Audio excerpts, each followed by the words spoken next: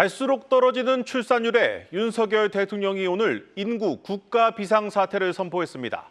당장 돈 걱정 없이 육아에 전념할 수 있도록 육아휴직 급여부터 올리기로 했습니다. 먼저 전민정 기자입니다.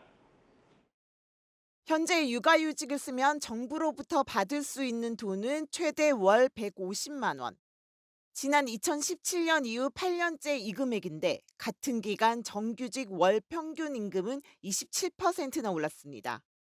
그러다 보니 통상임금 대비 육아휴직 급여의 소득 대체율은 OECD 최하위 수준인 40% 선에 그치고 있습니다.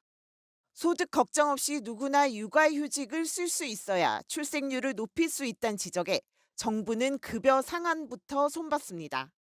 육아휴직 급여 상한을 최대 월 250만 원으로 인상하고 수요가 높은 시기에 상대적으로 높은 급여 상한을 적용하는 한편 사후 지급금을 폐지하여 앞으로 육아휴직을 쓰는 1년간 받을 수 있는 지원금은 한 달 평균 40만 원가량 더 많아지는데 특히 휴직 초반 석 달간 250만 원씩 몰아주는 방식으로 경력 단절 우려를 덜어내 아빠들의 적극적인 동참까지 이끌어내겠다는 게 정부의 구상입니다.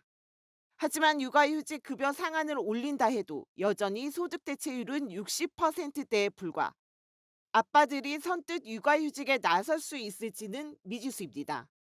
정부는 대체 인력 지원금을 늘리고 육아하는 동료를 대신해 일할 경우 월 20만 원씩 보상해주는 제도를 만들어 중소기업 육아휴직률도 끌어올리겠다는 계획.